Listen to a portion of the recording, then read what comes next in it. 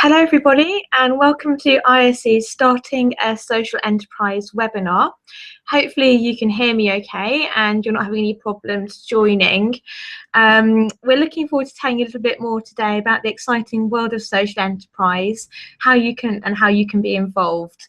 So firstly, I'm just going to start by introducing myself and telling you a little bit more about ISE.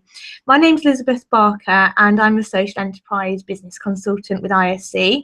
ISE is a development organisation based in Birmingham, the UK. And what we do is we support the growth of the social enterprise sector through giving business support and advice to individuals that are interested in starting social enterprises, as well as giving support to existing organisations that are working to meet the social enterprise agenda. In today's webinar, we're going to be focusing on what a social enterprise is, what social enterprises look like, and where you need to start if you have an idea that you think could be developed as a social enterprise. So just before I begin the main content of the presentation, I just want to make sure that everyone can hear me okay and you're able to see what I see. Down the left-hand side of the Hangout panel, there should be a question answers button. So I'm just going to press that, and this will allow you to actually ask any questions as we go along. So I'm just going to press that now. And you should see now on the right-hand side of your screen a questions panel where you can ask anything there that you may want to ask as we go along along the webinar. So if you want to just give that a go, if you want to type in hello, just so I know that everything's working okay and that you're okay, you can hear me.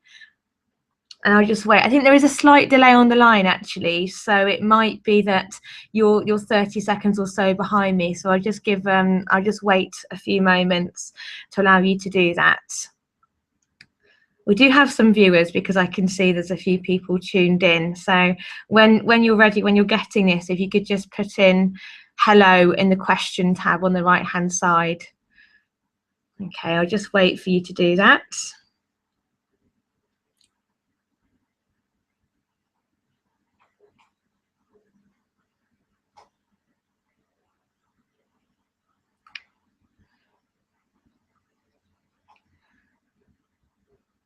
Okay.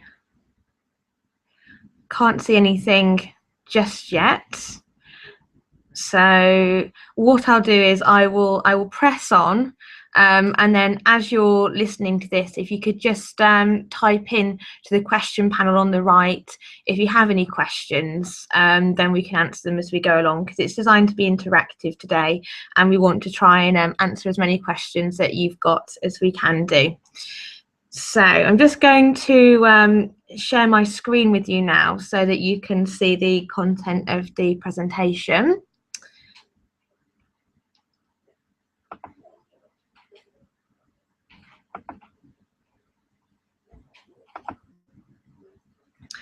So here we go, starting a social enterprise. The first question that we're often asked when we're telling people about social enterprise is, but what is a social enterprise? How do they work? What do you mean? Another word for a social enterprise increasingly is social business. You might have heard them known as community organisations, part of the third sector, part of the VCS sector. Social enterprise, social business, it's quite interchangeable. There's no agreed definition or terminology as to what a social enterprise is. So what we're going to use here is a definition provided by Social Enterprise UK, which tells us that a social enterprise is a business driven by social or environmental purposes. So they trade and they compete to deliver goods and services. The difference between a mainstream business and a social enterprise is that with a social enterprise, social purpose is at the very heart of what they do, and any profits they make are reinvested towards achieving that purpose. So the key things there is then that a social enterprise trades to generate income. It might trade products, it might trade a service, it might sell directly to paying customers, it might sell indirectly. People might use the service for free and someone else might pay for it. That's absolutely fine. What's important is that you have a product or a service that can be sold. If there's nothing that can be sold, then it's unlikely that you're going to be a social enterprise, and you might be more suited to going down the charity or voluntary and community route. So the difference is that social purpose is at the heart of what a social enterprise does. They trade with a community in mind. They trade for community benefit or social benefit. And that's different to a mainstream business that primarily trades to meet what's called a single bottom line, which is profit. So that takes us on quite nicely to the essential mix of social enterprise, something that's often referred to as the 3 Ps: people, profit, and planet. Now, most businesses or most commercial businesses trade to what's called a single bottom line, which is profit, as we said. Social enterprises go a little bit further. They often trade to a double or a triple bottom line. They trade to benefit people, and they may also trade to benefit planet. It's not that they have to trade to meet all 3 elements of the triple bottom line. It might be that it's people, but perhaps they're more environmentally aware and more aware of their environmental impact and their footprint upon the planet. So some well-known social enterprises. People are often surprised that there's actually quite a few well-known social enterprises around that you might see on a day-to-day basis, but you just don't know about it. Quite interestingly, we've got Jamie Oliver's 15 restaurants, a chain of restaurants. I think we've got one in London, one in Cornwall. I think there's one also in Amsterdam and in Melbourne. They were set up in 2002 following one of his TV shows. And what they do is they actually provide disadvantaged young people professional training and work experience in his restaurants in order for them to go on and get careers or develop careers in the food industry. A really good example of a social enterprise is trading. It has a product that it sells, for example, the food, it's a high quality product. People pay for that. They pay as they would pay any other restaurant. But what it does is it gives young people the work experience and the skills to help them in their own career. So it has a social mission. We also have 2 examples of fair trade social enterprises. So we have Divine Chocolate over there and Cafe Direct. So they're both social enterprises that operate to give some of its profit to the grower businesses and communities. They both pay fair trade social premiums for the crops, and they address environmental impacts across the entire supply chain. So you can see Divine Chocolate in pretty much all major supermarkets, same with Cafe Direct. I think it's one of the leading coffee suppliers in the UK. So really good examples of successful social enterprises there. Also got The Big Issue. So The Big Issue is a social enterprise attached to the Big Issue Foundation, which is a charity, which is a common model actually for social enterprise. A lot of social enterprises are trading arms of charities. So they sell a product or service, and they donate their profits to a charity to income generate or to generate monies to fundraise for the charity. So The Big Issue magazine is a social enterprise in that the Big Issue vendors buy the magazine themselves and then they sell it for profit. The idea behind it is that it's a hand up, not a handout. So it's helping vulnerably housed people and homeless people to earn a legitimate income. And it's really kind of generating or creating social impact in that respect. And it's not just giving people something, it's actually helping them to develop something for themselves. And the final example, although there's plenty more of a well-known social enterprise, is the Eden Project, which is a project down in Cornwall, I believe. And it's a botanical venue and environmental education project that raises awareness of the environment and also helps people learn about nature and learn about the environment through its projects. So it's again attached to a charity, but it's also a social enterprise. It's a trading business. some interesting examples there that really show the diversity of social enterprise, and I think that's really key. There's no restrictions. You can do pretty much anything you want to do around social enterprise, which is really great. There's so much freedom and flexibility for you. You can or we know social enterprises that work in marketing, in PR, health and social care, media, the arts, sport, leisure. It really is limitless. So there's great opportunities for you to identify social need and use creative business solutions to actually meet those social needs that you see. So you're probably all interested in knowing where to start. Where do you start? So you have an idea, and where do you go from there? Well, we think the key thing is to research. Hence research, research, research. But also don't forget to do. It's all very well and good doing all the research if you don't actually put it into practice. So you need to kind of split your time between the two, really. It's really important that you understand your market, that you understand your product or service, who's going to buy that, what your market looks like, the size of the market, and also to get an idea and get some feedback from your market as to whether or not they actually want the service. It might sound very obvious, it might sound a bit silly me saying that, but really it's key that you actually speak to those individuals or those groups and those communities that you want to work with to understand their needs, taking a grassroots approach, because it might seem like a brilliant idea to you, you know, in your world, in your head, but when you actually speak to people, it's not quite what they want. And social enterprise is all about community involvement, working with your community and with your stakeholders to respond to local need. So it's really important you consult with your community to understand what it is that they want. So you need to ask yourself a question, and that really is, what is your motivation? What motivates you to do this? And we often find that when we're speaking to people wanting to start social enterprises, it's because they want a career, or they want to do something that's more than just money. They want to actually create social change, and they want to help people. And it might have come from a personal experience. It might be due to something that's happened to a family member, a close friend, and it's a reaction to a gap in services that someone's noticed based on personal experience. It might be due to a gap in services in their local community, a pressing social issue that's come to light, and it might be a need to provide innovative alternatives to what already exists and to what's already out there. Other social enterprises come about through being part of an income generation plan of a charity. So it might be that a charity needs to income generate to fund its main services. So it sets up a social enterprise to do so, because social enterprises are more flexible and allow you to trade more so than a charity, the charity model does. So ask yourself that question. What is your motivation? What gets you out of bed in the morning? What do you want to make a difference to, and what do you want to change?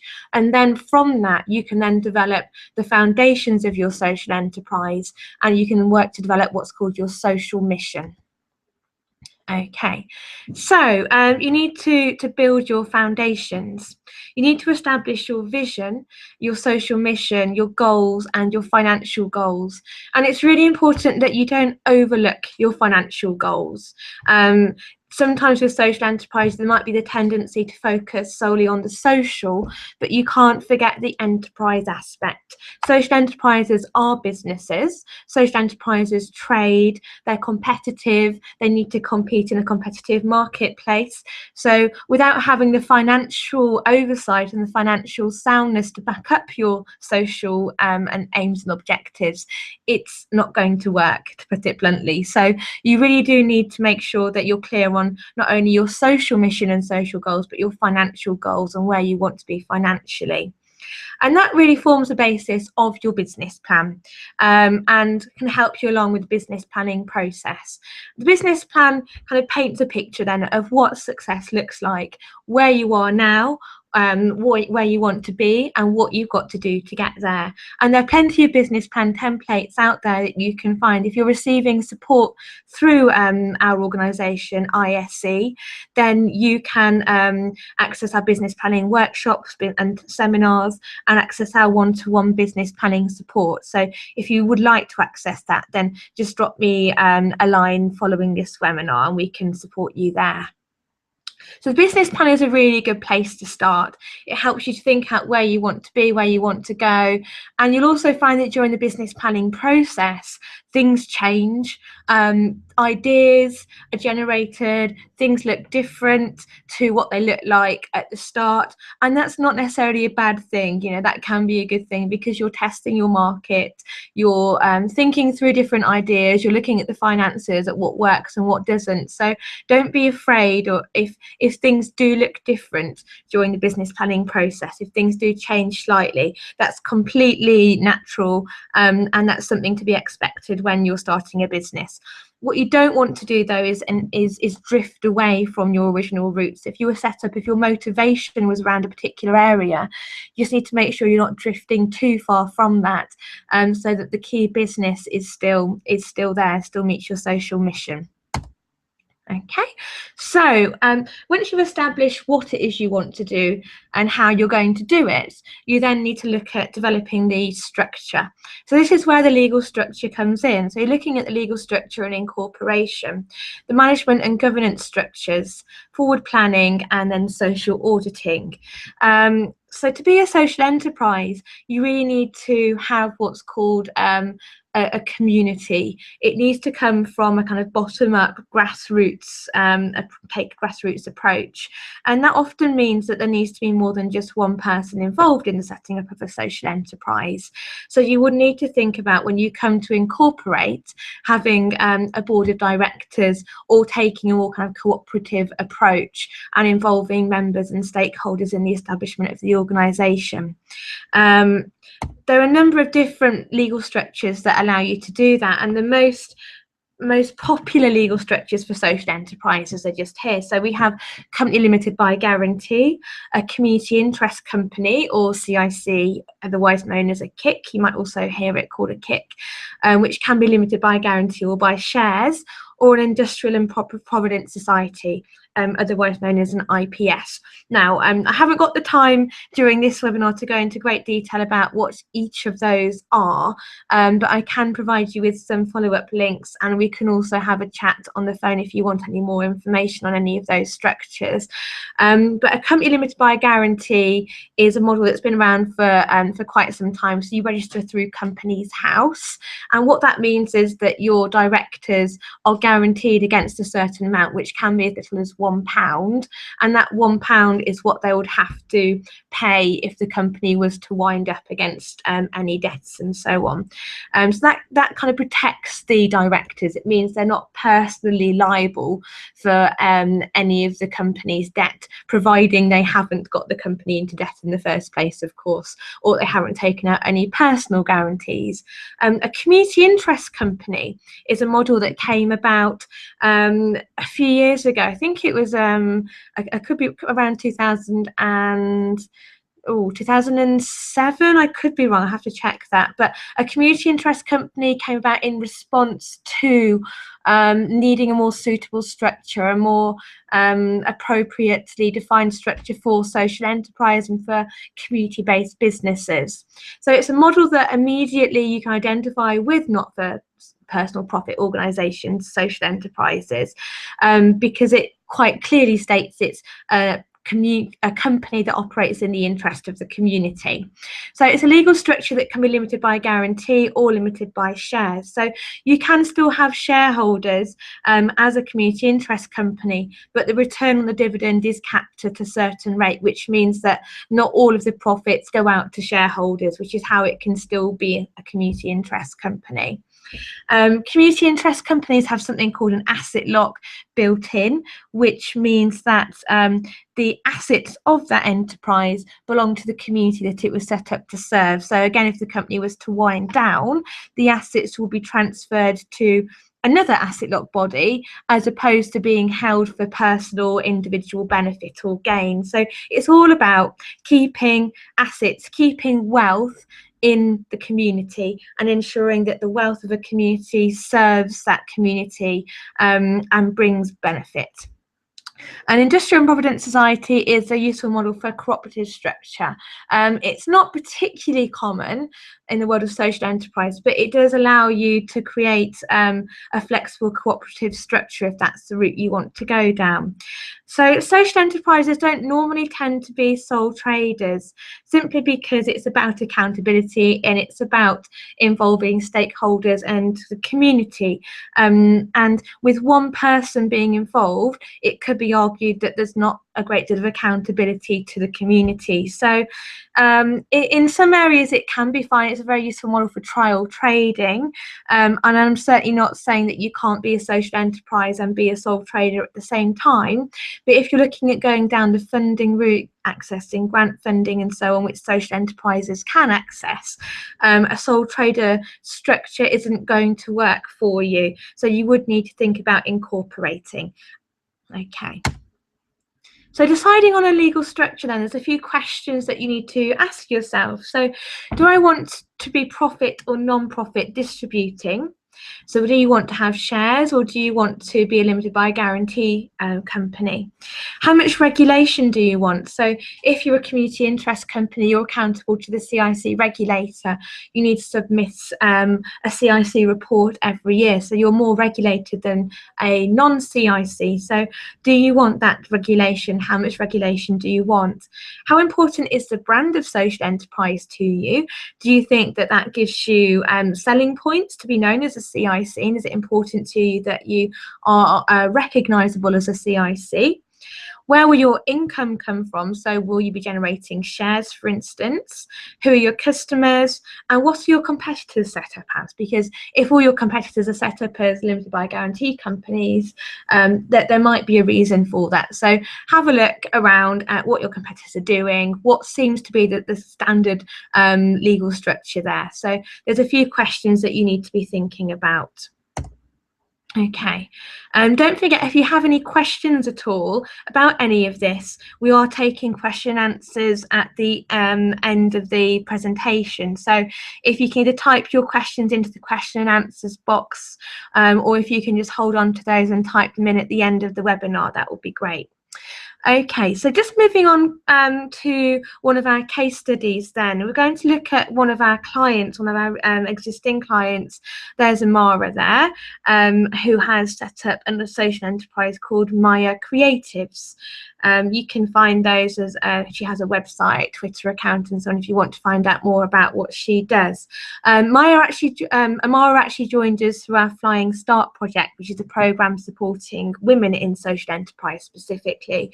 And she came to us, I think it was about 6 months ago, with an idea that she was working on, that she had begun researching, and she had some funding, startup funding through Unlimited for, to actually develop her idea and begin researching it further.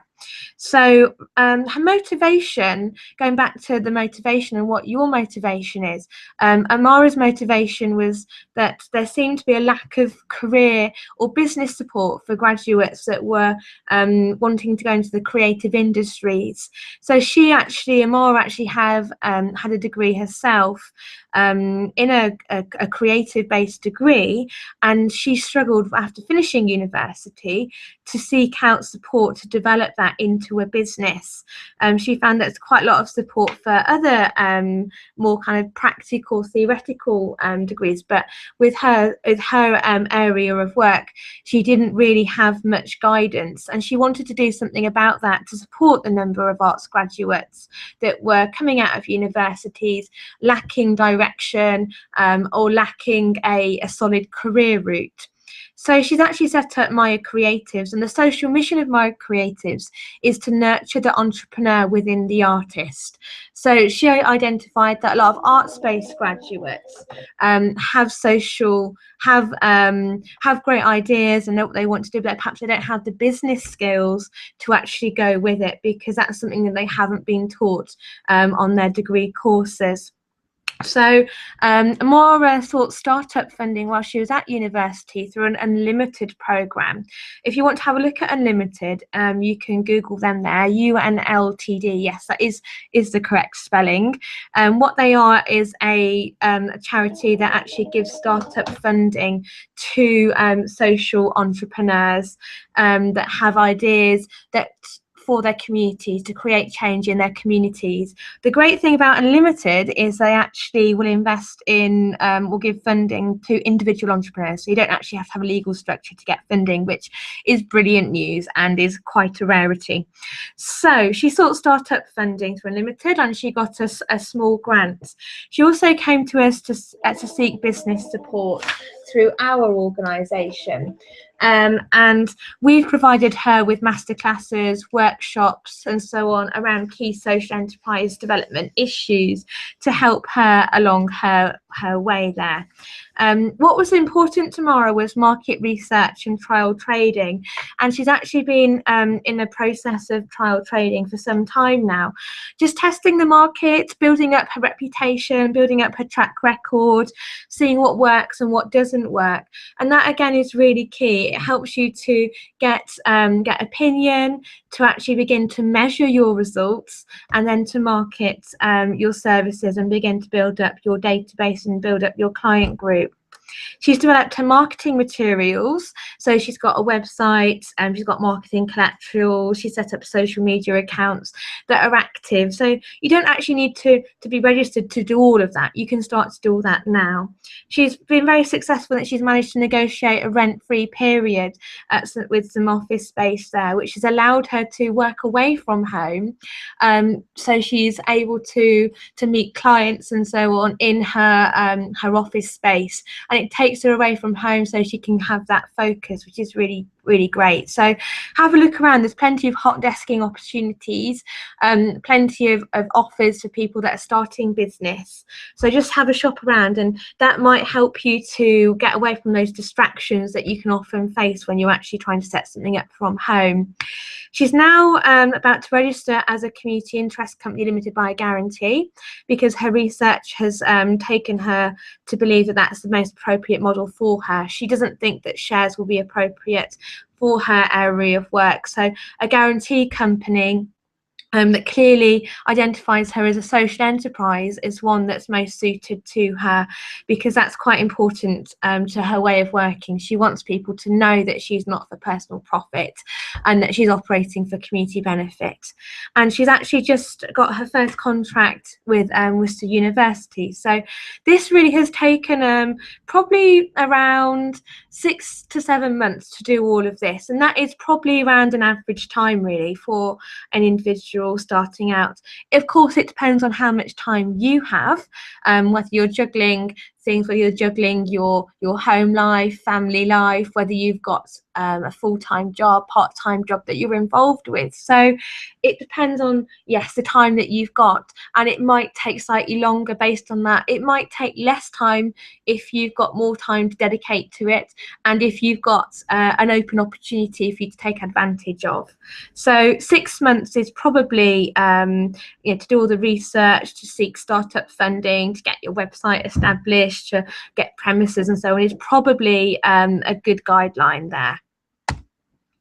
So what are the opportunities then in social enterprise that you could take advantage of? There are a lot. Social enterprises are very dynamic businesses. They are flexible. They can adapt to change in the wider environment, to policy, to kind of political change. There's something called the Social Value Act that has just fairly recently come into effect. That is a great opportunity for social enterprise to actually demonstrate their social value. A lot of social enterprises trade through contracts with the public sector, housing associations, and so on. And so they actually trade for profit and they can use something called the Social Value Act to their advantage, providing they're able to monitor and measure their social value. The Social Value Act actually dictates that all organisations or all businesses that do business with public bodies must be able to meet social clauses in contracts, and they must be able to therefore show their social impact. So you need to be able to measure your social impact, and you need to be thinking about what tools you can develop to measure that social impact. It might be something like social return on investment, SROI. It might be social accounting. It might be outcome stars. It might be something as simple as a distance travelled approach, whereby you're speaking to your service users or your beneficiaries at the start of their journey with you, and then you're asking them questions at the end of their journey to measure the distance that they've travelled. But if you can demonstrate the social impact and social change that you're creating, and you're able to measure that, then you can use that to your advantage when you're actually involved or when you're going for public sector contracts, and you're trying to, when you're demonstrating that you can meet those social clauses in contracts there. There's something called the Social Investment Tax Relief, SITR. Again,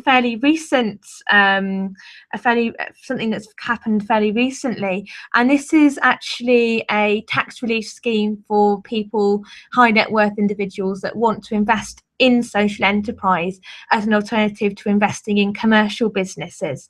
So it provides debt as well as equity finance. So you can be either a company limited by a guarantee or a company limited by shares, a CIC limited by shares, to take advantage of the social investment tax relief. And what it does, it provides that alternative way of alternative financing stream for social enterprises, and it's really important that you explore the different financial avenues that you could possibly take, other than grant funding, other than trading, because there are different routes out there, and there's plenty of work going on behind the scenes to develop social investment. Also, collaboration with private businesses. So businesses that need to meet these social clauses in contracts with the public sector might want to collaborate with social enterprises in order to meet their CSR policies, so their corporate social responsibility policies. We get approached very regularly from private businesses that want to work with social enterprises in their supply chain to help them meet their CSR responsibilities. So there's plenty of opportunities there. Also, working together with other social enterprises in clusters, so creating consortia, and we can see this happening in the probation services. We can see this happening in health, rollout of social enterprises across the NHS and so on. So organisations actually collaborating to compete in a marketplace. Another opportunity is growing the internal marketplace. So social enterprises selling to and buying from other social enterprises.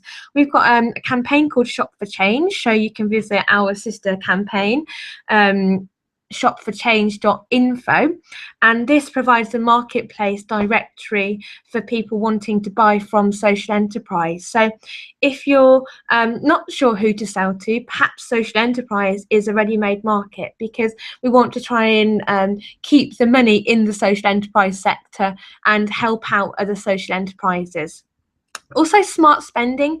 There's more awareness perhaps these days of buying for good, and more awareness of where your money, where your spend is going, and what impact it's creating. So use that to your advantage. If you're creating a product that's being sold to the public, that's also a social enterprise, tell your story. Tell the story of the person making that product, what social impact you're creating, how you're making a difference to that person's life. And then that creates a positive buy-in and can encourage people to actually buy from social enterprise as opposed to buying from non-social enterprise. So there's plenty of opportunities out there. Obviously, go away, do your research, speak to people, network, attend networking events, use Twitter, use social media to your advantage. Plug yourself into what's going on. Social Enterprise UK, Social Enterprise West Midlands, ISC. If you're in Birmingham, there's other social enterprise support organisations, BSEC, Digbeth Trust, BVSE, and just stay in tune to what's happening within the sector and the changes that are taking place. Find out who your stakeholders are and work out how you can actually influence those stakeholders, so how you can contact them. And social media provides a brilliant platform for you to do that. It provides that direct hit. You can use LinkedIn, Twitter, and not saying go out and stalk people, but certainly make yourself known, get yourself heard, and get your voice and get your social enterprise out there. Okay, so I hope that that summed up very succinctly what social enterprises are, what they look like, and where you can start. So I'm going to throw it back to you guys now and ask if you have any questions about any of what we've just discussed. Obviously, it was a very quick run through, a quick overview of social enterprise and how they work. We run more detailed, in-depth masterclasses and workshops around pertinent social enterprise issues that you might be more interested in or might be interested in attending. You can find those through our website, which is www.i-se.co.uk. If you go into the training tab there, you can see what we've got coming up. A lot of those training sessions are free to people that are based in Birmingham, and we also have some chargeable courses as well, as we are a social enterprise ourselves and we do need to income generate ourselves. So if you have any questions about social enterprise, about legal structures, about organisations that we work with to set up, about what social enterprises can do, about how we might be able to help you, then please just type them into the question box. I'm just going to return back to the main screen now so you can do that, and so I can see any questions that you may have. And as I said, there is a slight delay on this, so it might be that we wait a few moments for those questions to come through. Okay, so I just wait for those. I'm glad that Sabrina can hear me anyway. That's good.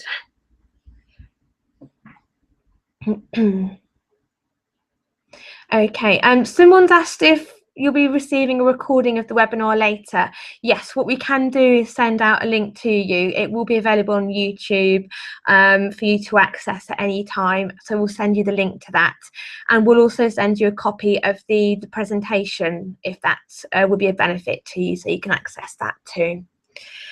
Okay, so I'll just give that a few more moments just in case there is any more questions.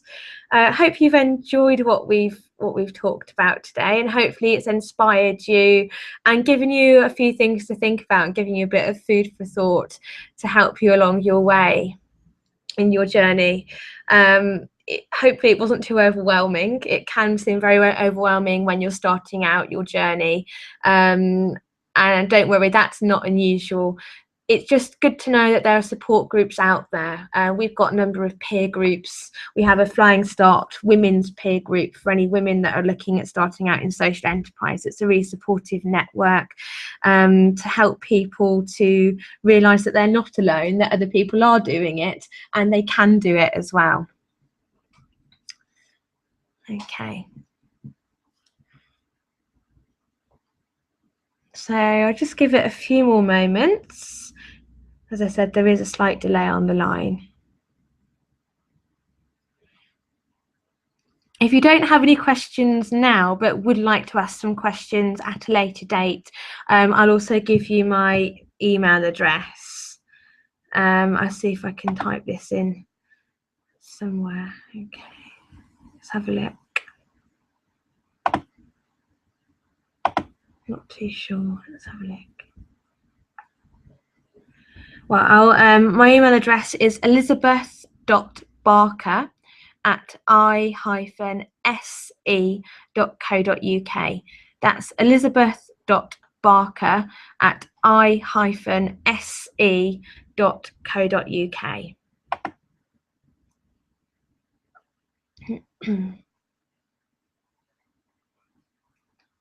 Okay.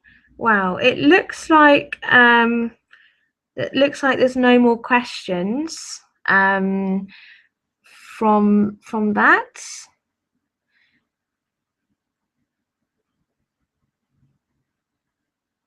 No.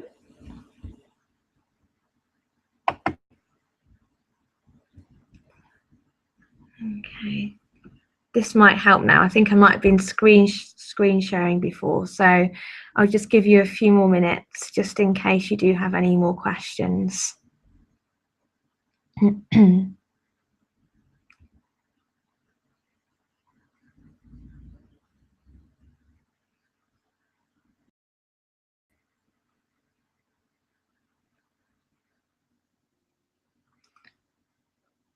Okay, I am still here.